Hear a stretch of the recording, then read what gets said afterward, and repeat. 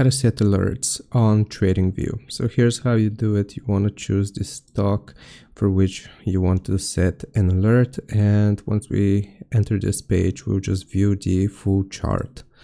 Now once you click on full chart here, you will notice this clock icon alert with the plus sign. So we'll just click on create alert, and here you can choose the different symbols, the condition, and also the value. So for example, if it surpasses, for example, we can change this to 40, then you will get an alert. The trigger can be either only once or every time, and the expiration date here, you can choose a specific date as well as a time.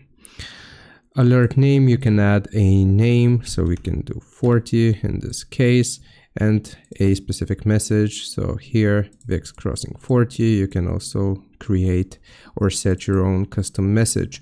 Afterward, you will click on create, and that's how you set alerts in Tradingview. I hope this helps you out. Leave a like and sub, and I'll see you next time.